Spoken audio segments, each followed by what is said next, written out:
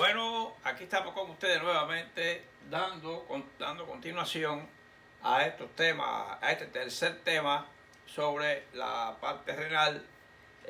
Vamos a estudiar hoy un poquito el producto de esa función renal, el producto principal, sin entrar en muchos otros, mencionaremos algunas otras cosas como que el papel de quizás el calcitrol, quizás la renina, que es el próximo tema, el sistema renina-angiotensina, que lo vamos a profundizar.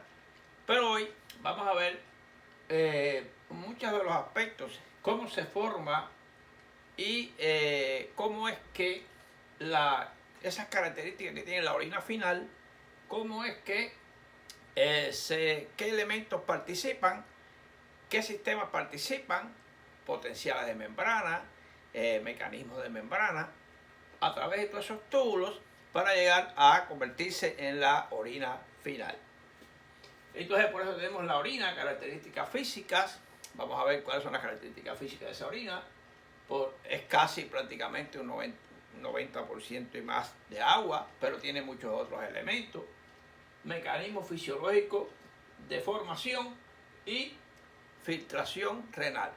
La filtración glomerular, muy importante, que es la primera filtración que se produce para formarse la primera orina, que no es la orina definitiva. Aún después de haber pasado ya esa filtración al túbulo contorneado proximal, no es la orina definitiva. Sufre otros mecanismos, lo cual vamos a estudiar en el día de hoy. Aquí tenemos una representación de diferentes colores de la orina, desde orina clara, la orina color normal, hasta una orina que probablemente es una orina hematúrica. También veremos algunos conceptos importantes relacionados al respecto. Aquí tenemos una representación de la cápsula de Botman con sus arterias aferente y eferente, la mácula densa, el túbulo contorneado distal que se relaciona mucho con esa mácula densa porque es importante, y así vamos a ir profundizando poco a poco cada vez más en los temas renales para poder entender las patologías tales como la glomerulonefritis, el síndrome nefrótico, las patologías renales en general, si no es conociendo esto que hemos ido dando desde la anatomía del riñón como tal y de las partes, las vías extrarrenales, no vamos a entender el riñón.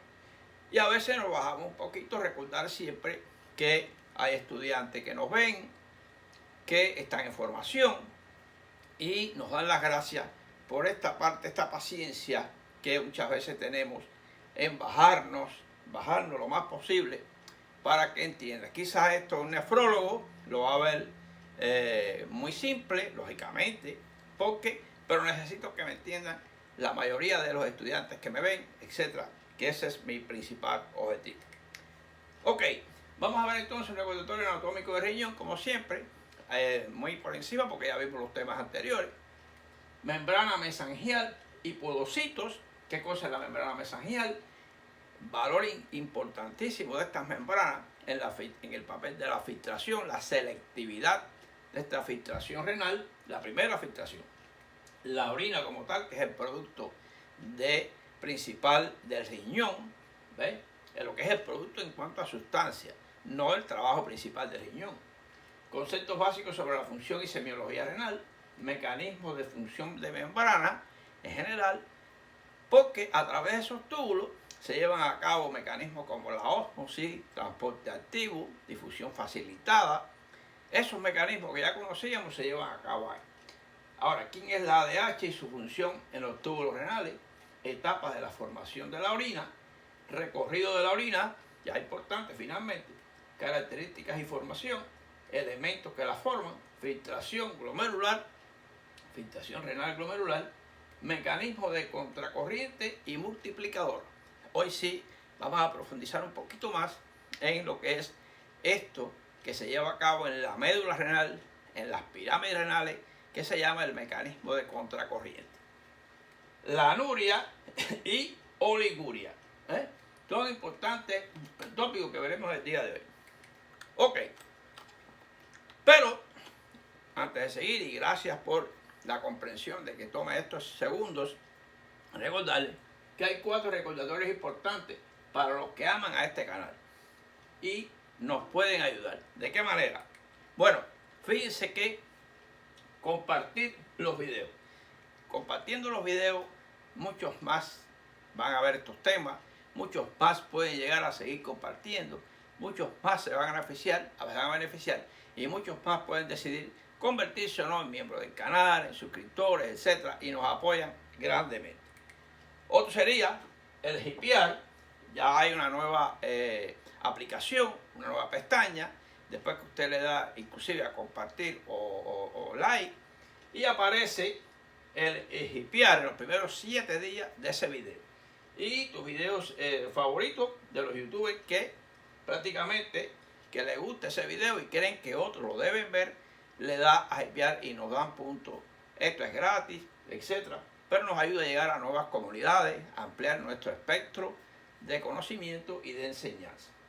Hipear, aparece así mismo, hipear, con esa palabra, hipear, y sería como compartir, pero llega un poco más lejos de este compartimiento.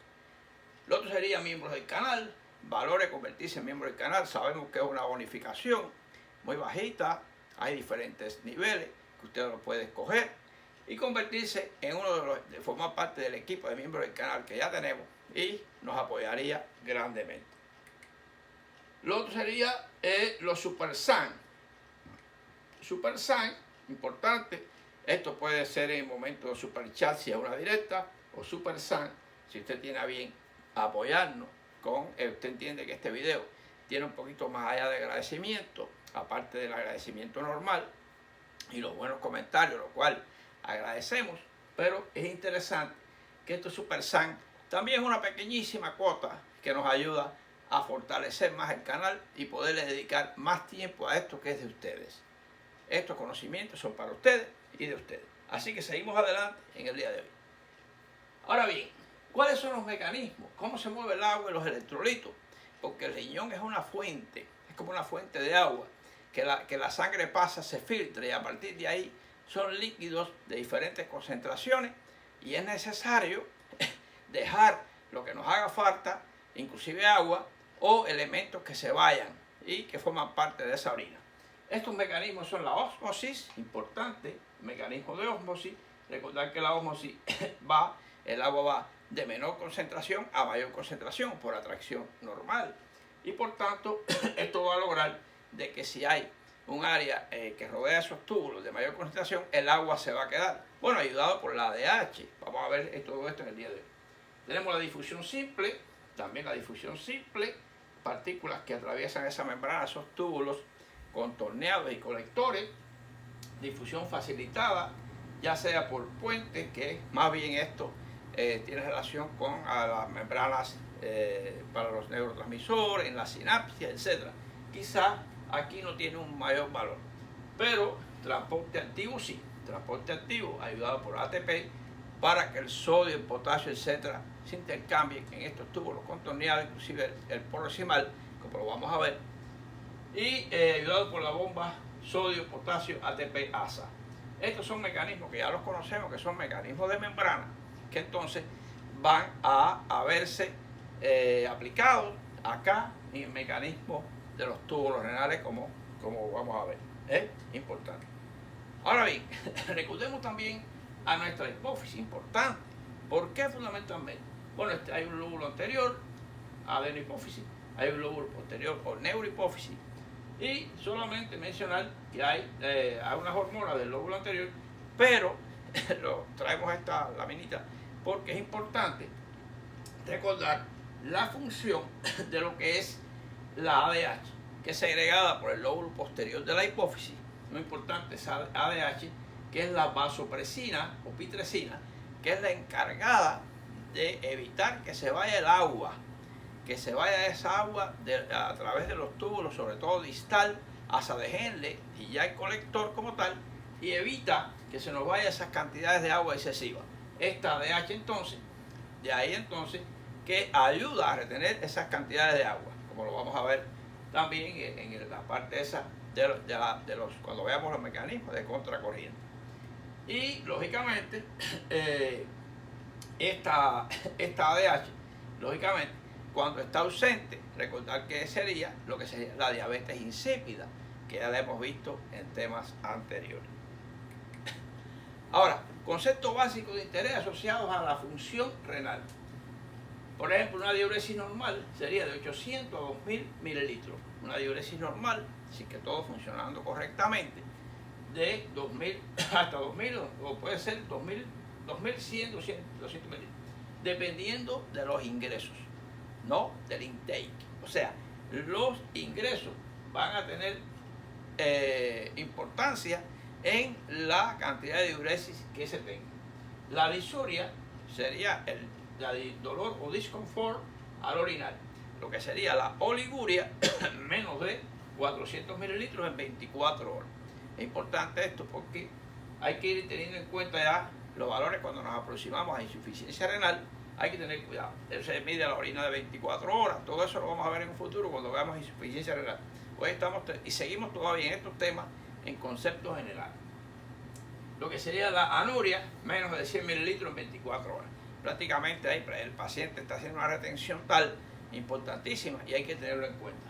Recordar que hay otras pérdidas, a veces a través de las heces fecales, a través de la respiración, a través del sudor, pero por lo general, cuando hay menos de 100 mililitros en 24 horas, se habla de una anuria. Poliuria, más de 2500, es lo contrario completo de la anuria. 2500, 3000 mililitros en 24 horas. Demasiado. Esto sería, se dice que es una poliuria o exceso de emisión de orina. Importante también, hay que valorar. Polaquiuria, aumento de la frecuencia de la micción, sin variación del volumen. O sea, se orina la cantidad normal en 24 horas, pero muy frecuente. Poquitas cantidades, muchas veces. Polaquiuria. Nicturia, sobre todo, es la micción en la noche. Esto se ve más de 2 o 3 veces en la noche. Muchas veces usted ha ingerido mucho líquido antes de acostarse, o si tiene una edad superior a los 60, 70 años, quizá ya eso es un poquito normal, porque la próstata tiene sus inflamaciones. Pero hay que valorar si una nicturia, más hematuria, etc., hay un problema prostático a valorar. Muy importante. La hematuria, micro o macroscópica, es sangre en la orina. Sangre en la orina. Cuando ya es roja, puede ser microscópica, no se ve, pero se ve en los análisis de orina que se realizan. Y la neumaturia, lo pongo ahí porque esto se ve, la neumaturia es gas a través de la orina, junto con la orina, expulsión de gases. Esto es que es importante porque puede haber, esto sí, la vejiga nunca está vacía, está en sístole o diástole, pero nunca está vacía. Siempre tiene un contenido de orina relativo, pero aire no hay aire dentro de la vejiga. Entonces esto nos habla de que hay una fístula, puede ser por una neoplasia de colon, puede haber una neoplasia de intestino, que se ha fistulizado a vejiga, etc. Esto nos habla, es muy importante este concepto de neumaturia, muy importante. La nicturia es importante, la oliguria y la anuria también son datos a tener en cuenta. Ahora, vamos a tener un recordatorio anatómico un poquito rápido para recordar qué teníamos con el riñón. La corteza es parecido a una habichuela, más o menos unos 150 gramos aproximado. Tiene un sistema pielocalicial, que va desde las pirámides que desembocan en los cálices menores, cálices mayores que desembocan en la pelvis y ahí a los uréteres. Esto es un avance, recordar que ya dimos este tema anteriormente. Ya internamente, en esta corteza están los corpúsculos renales, que serían las cápsulas de Bowman, que ahí estarían los glomérulos, que están más bien en la corteza del riñón. El complejo tubular, que sería el complejo tubular con asa de Henle, túbulo contorneado proximal, distal, todo esto lo hemos visto ya y lo vamos a seguir viendo durante todos los temas. El complejo tubular, túbulo contorneado proximal, túbulo contorneado distal, asa de Henle, que se profundiza en la médula, que ahí es que va a tener una relación importante con mucha vascularización y tiene un mecanismo de contracorriente que es el que vamos a ver también el día de hoy. túbulos colectores, ya después que desembocan estos tubos colectores, y finalmente a ese tubo colector se le desembocan muchos túbulos contorneados distales y prácticamente ya llega a lo que es la papila y de ahí a los cálices menores. Importante, ¿eh? Todo esto es una cosa interesante que vamos por paso para entenderlo bien. Y la vía intra y extrarrenal. Las vías intrarrenales serían todas las que están en el seno renal, cálices menores, cálices mayores, pelvis renal en el seno renal. Ya después los uréteres se consideran ya vías urinarias extrarrenales. Esto es un repasito para entenderlo, así que seguimos adelante. Ahora bien, vamos a profundizar un poquito más en lo que es la parte de la médula renal. La médula renal, como vimos aquí, un poquito más grande aquí, la médula renal está formada por pirámides, esto con base hacia la corteza, y la papila, lo que es el vértice, hacia lo que sería el cáliz menor. Muy importante. Está la corteza ubicada de 3 milímetros aproximadamente, rodeando todo, donde están los corpúsculos renales, aproximadamente 4 milímetros de espesor. Ahora, la médula renal, esta es la parte importante hoy. En esta médula renal se lleva a cabo un mecanismo importantísimo, que es el mecanismo multiplicador, donde están las asas de Henle. A cada corpúsculo corresponde prácticamente un asa de Henle. Esta asa de Henle, que es la que continúa, desciende hacia la médula, después del túbulo contorneado proximal, y asciende hacia el túbulo contorneado distal, llegando al colector. Toda esta parte está en la médula. Fíjense cómo en las columnas intermedulares o en la corteza hay corpúsculos o cápsulas de Bowman. Ahora, la médula se observa las pirámides renales y las columnas renales. Contienen las asas de Henle, donde se lleva a cabo el mecanismo multiplicador o contracorriente. Muy importante. Habrá tantas papilas como pirámides, lógicamente a cada papila corresponde a una pirámide y cada pirámide corresponde a un cáliz menor. Es importante. Quiere decir que en el riñón hay una parte microscópica y una parte macroscópica. Cuando ya se llega a la parte macroscópica, que es el cáliz menor, ya ahí prácticamente se consolida la orina, lo que es la orina como tal, con sus características, como lo vamos a ver en un momentito. Prácticamente. Quiere decir que esto sería una pirámide, esta que está aquí, con todos sus mecanismos, sus pequeñas arterias y pequeñas venas, rodeando a las asas de Henle, a esto que está aquí, donde se lleva a cabo un intenso mecanismo de ósmosis, transporte activo, etc. Muy importante, muy importante. Ok, ahora, histología profunda del glomérulo.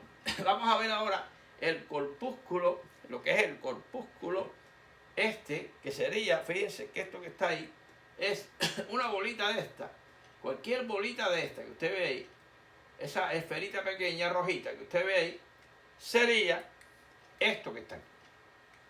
Pueden haber cientos, pueden haber miles, pero sería esto que está aquí.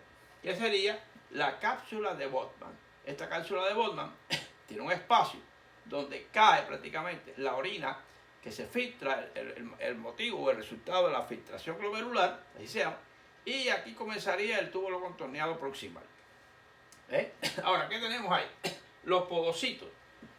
Los podocitos, importante, estos podocitos, fíjense que los podocitos, estos, son importantísimos. Es una membrana visceral que está aquí. Estos podocitos que rodean y tienen un contacto directo tanto con la arteria aferente como la arteria eferente que sale. Ahí tiene un contacto importante con las células mesangiales del mesangio y con los podocitos, porque eso es la membrana visceral que regula fundamentalmente la filtración glomerular. De la salud de esos podocitos depende muchas veces, si no hay inflamación, si no hay algunas alteraciones microscópicas, glomerulonefritis difusa aguda, como se va a estudiar futuramente, síntoma nefrótico, todos estos problemas dependen de esa membrana fundamentalmente. están las células del mesangio, que son estas, que es la célula mesangial, la capa mesangial, que también regula la primera filtración y soporte estructural. Estas células que están aquí. Recuerden que esto es un esquema.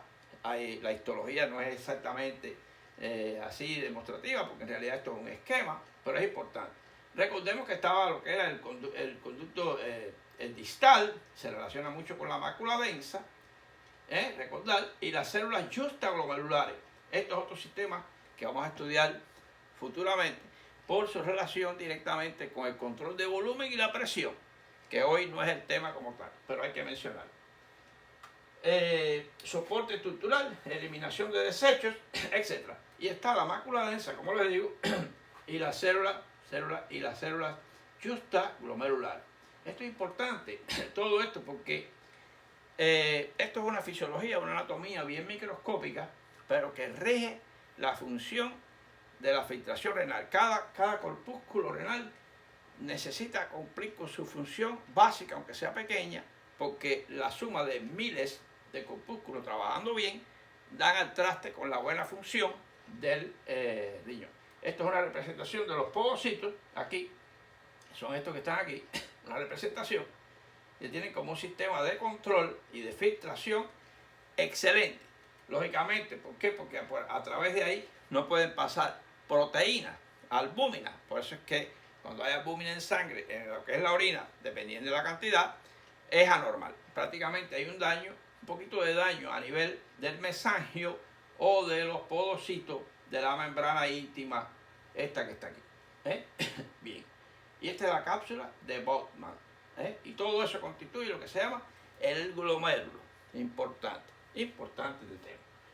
Por eso hacemos un poquito más intenso lo de la histología profunda. Ahora fíjense, les recuerdo algo antes de seguir, que se relaciona el túbulo contorneado distal con la mácula densa y las células juxtaglomerulares, porque ahí es que se produce la renina. Entonces, ¿qué quiere decir? Que a través de este túbulo, si la orina viene de una forma muy alterada en concentración o en volumen, se inicia una orden. ¿Qué tipo de orden? Secreción de renina del torrente circulatorio para estimular el sistema renina-angiotensina-aldosterona. Eso no lo vamos a ver hoy, porque eso va a ser eso va a ser motivo del próximo tema de clases. Ahora bien, otros aspectos básicos a saber. Ustedes han oído hablar de la creatinina. La creatinina es importante porque la creatinina que existe en sangre es normal en cantidades adecuadas, pero no debe estar en cantidades inadecuadas en orina o debe tener un valor normal en sangre. ¿Qué pasa? ¿Qué es la creatinina? Es el producto del metabolismo catabólico a partir de la creatina, lógicamente, cuando en la parte muscular, la creatina se forma después de la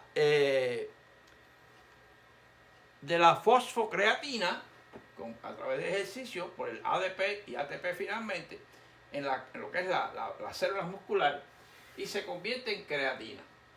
¿Qué quiere decir? Que la creatinina es el producto que ya está en sangre y debe ser filtrada en una cantidad adecuada y no debe estar elevada en la sangre. Si está muy elevada, quiere decir que la filtración glomerular no está muy correcta o la selectividad de la membrana mesangial o lo que es los podocitos están trabajando alteradamente. En los hombres de 0 a 6 a 1.2 miligramos por decilitro, en las mujeres de 0 a 5 a 1.1. Factores que pueden influir en los niveles de creatinina sérica. Lógicamente, hay factores que pueden aumentar y no hay un daño y hay que analizarlo. Entre ellos está la masa muscular, como por ejemplo, la masa muscular, la dieta, la ingesta elevada de proteínas, medicamentos como la ECA, que tiene que ver con los factores de convertidor de angiotensina, y los AINE, los antiinflamatorios no esteroideos, estados de hidratación o deshidratación pueden alterar la concentración de creatinina. Y además la actividad física. Lógicamente, la actividad física, los entrenamientos forzados, etc., puede provocar algún tipo de daño, una miositis, una alteración de destrucción y aumento de la fosfocreatina, y lógicamente va a aumentar lo que es la creatinina. Esto es importante, lo ponemos para saber quién es la creatinina y de dónde viene, pero es de alto valor en el análisis de sangre. La creatinina sérica nos da un valor aproximado, una idea aproximada de cómo está la función renal. Es una de ellas, una de las funciones renales. Ahora, etapas del proceso de función de la orina. Fíjense que está lo que es el filtrado glomerular, se representa con IGFR. Este filtrado glomerular sería la primera orina. La primera orina es la que está en el túbulo contorneado proximal. Está la reabsorción tubular, todo esto aquí. Está la recuperación de los túbulos y asa de Henle. Lo vamos a ver eso un poquito más detallado en el día de hoy. Mecanismo de contracorriente porque a veces las asas de Henle pasa líquido o pasan elementos hacia la luz del túbulo o hacia el intersticio que rodea el túbulo, porque ahí se hace el mecanismo de que la orina final tenga las características adecuadas en cantidad de agua, cantidad de distintos elementos que posee, y que no sea, la densidad debe ser de 1015 a 1020, pero no debe ser ni muy menos ni muy exagerada concentración. Secreción tubular también a nivel de los túbulos, que sería la última etapa de formación de la orina, y iones de hidrógeno y medicamentos de eliminación de sustancias tóxicas. Todo esto son procesos en lo que se lleva a cabo en el asa de Henle, túbulo contorneado proximal, mecanismo asa de Henle, y después ya inclusive el colector todavía no es orina final porque se realiza absorción con la hormona antidiurética de grandes cantidades de agua antes de irse. Así que todo esto lo vamos a ver inclusive bien detallado ahora. Ahora bien, aquí tenemos los procesos. A, llegada de la sangre. B, la filtración de capilares glomerulares. La C, que sería el paso del líquido filtrado a través de los túbulos. La D, reabsorción de sustancias. La E también, secreción de sustancias a la sangre, de la sangre hacia el líquido intersticial, hacia el líquido filtrado también. Inclusive, ya finalmente, puede ser que ya en este paso actúe la ADH, reabsorbiendo la mayor cantidad de agua posible para que no se pierda agua. De no existir, recordar que estamos en presencia de diabetes insípida a este nivel del túbulo final del túbulo contorneado distal y todo el túbulo colector. Vamos entonces a ver ahora esto en resumito, para que lo puse así de esta manera como para amenizar. Sería llegada de la sangre, importante, a lo que es a la parte de lo que es la cápsula. A todo, aquí están los podocitos que ya estudiamos todo, por eso lo expliqué antes. El número 2, ya filtración de la sangre. Se filtra y se obtiene la primera orina aquí y pasa al túbulo colector, que es la filtración que se produce en el túbulo colector. Filtración, transporte activo, difusión, etcétera, como lo vamos a ver. Ya después desciende por las ramas descendentes del asa de Henle. También hay un mecanismo de contracorriente, número 4. Después asciende, también hay otro mecanismo de intercambio importante, mecanismo multiplicador.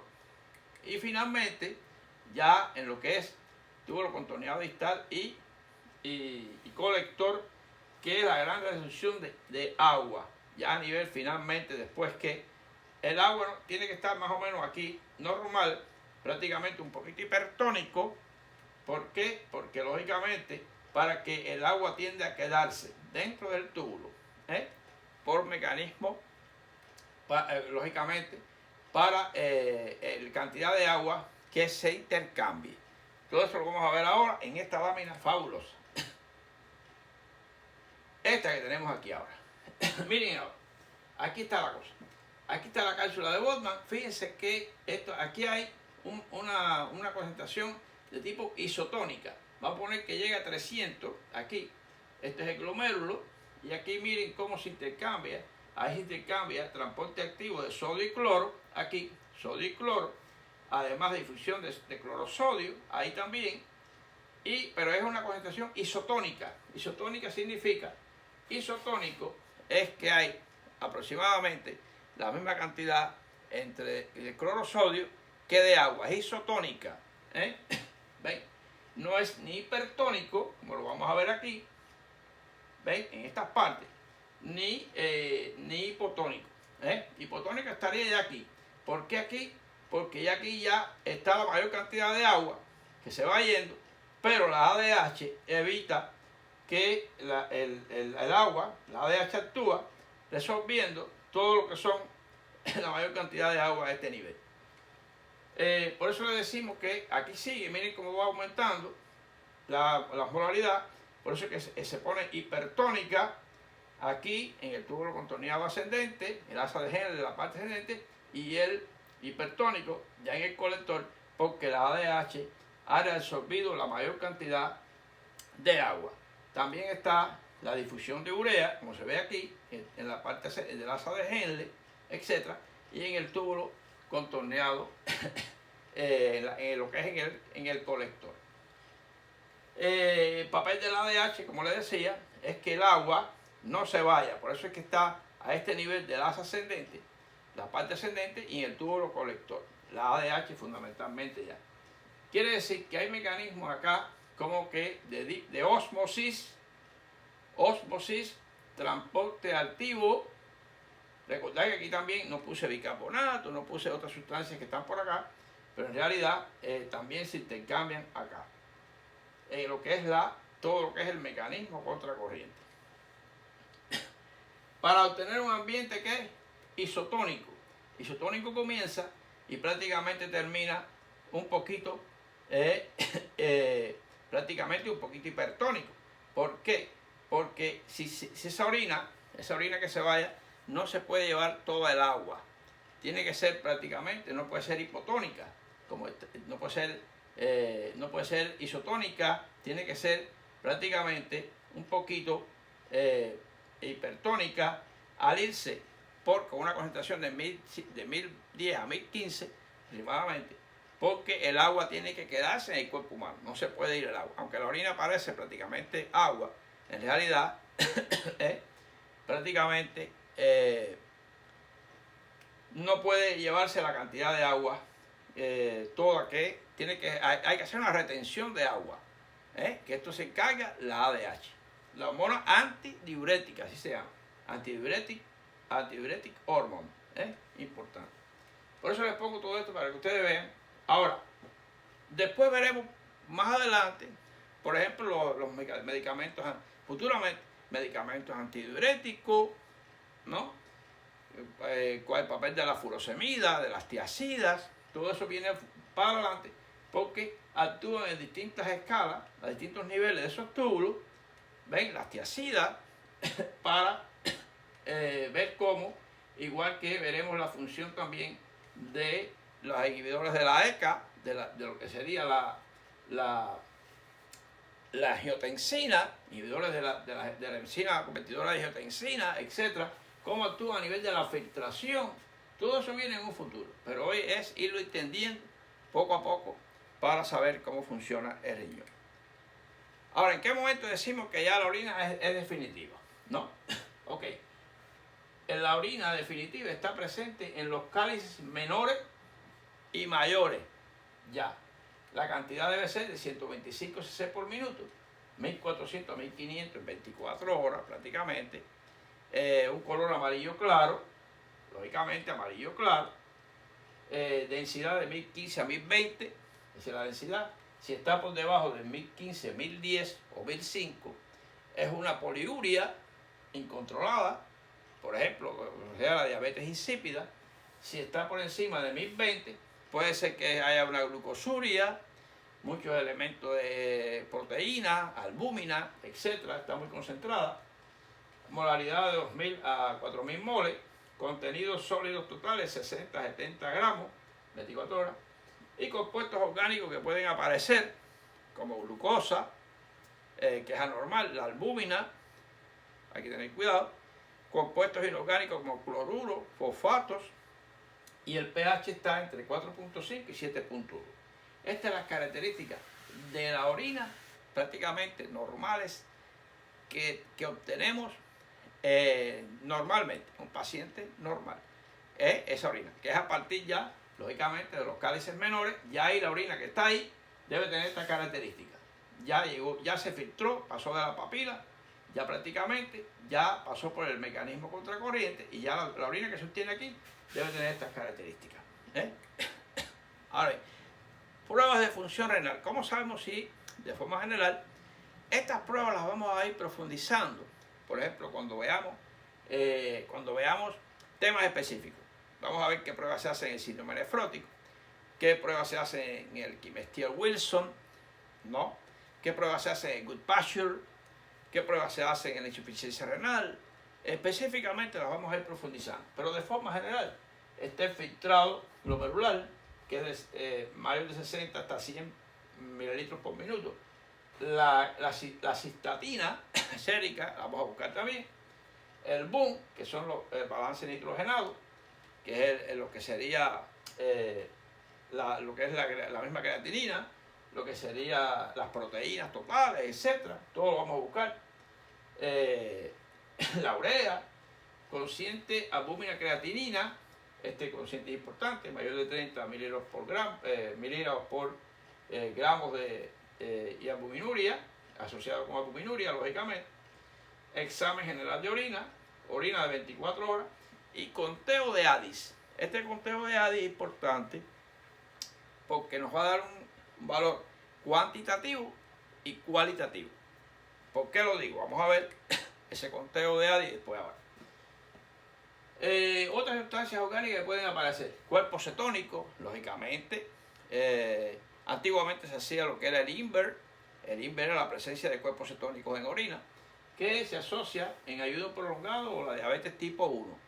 ¿Por qué? Porque se desintegraban los triglicéridos. Los triglicéridos tienen una parte de glicerol, que serían los cuerpos cetónicos.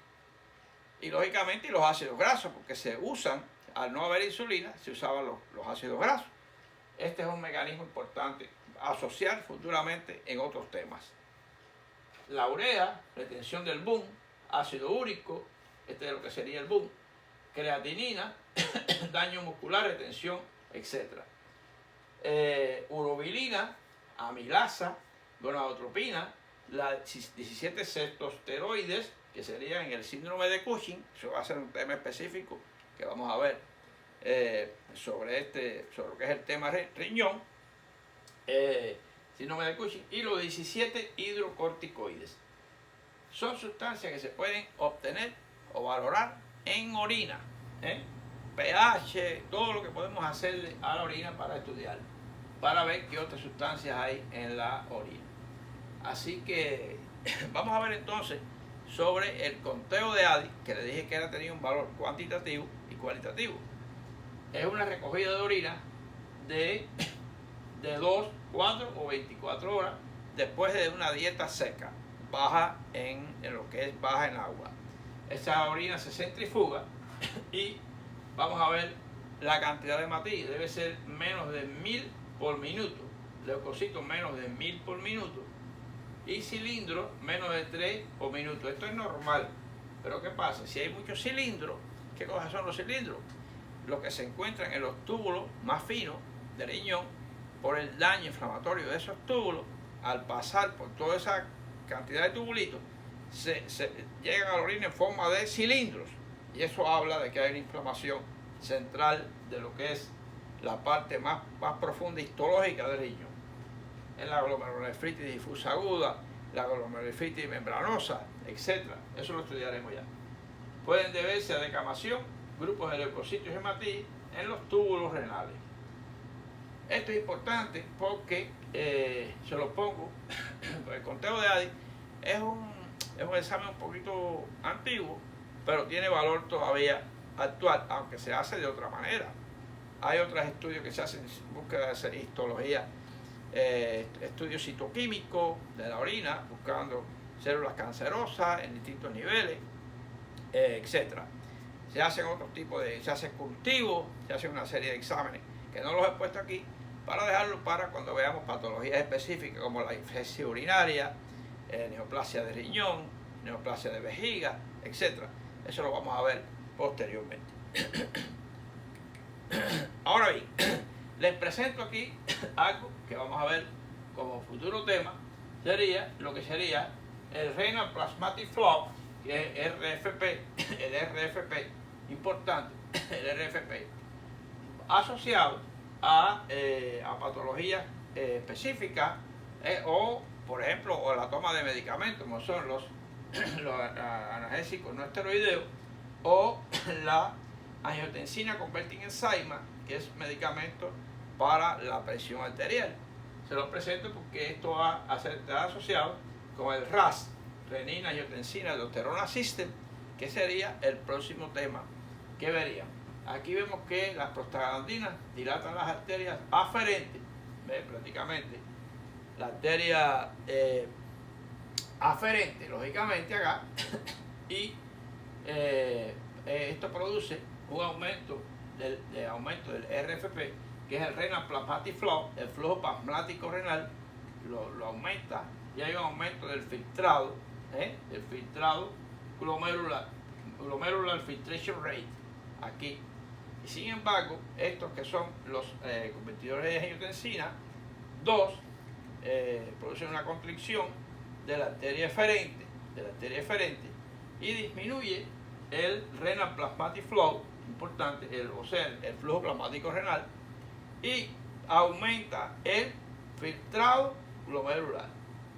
¿Veis? Prácticamente, o la frecuencia de filtración también aumenta.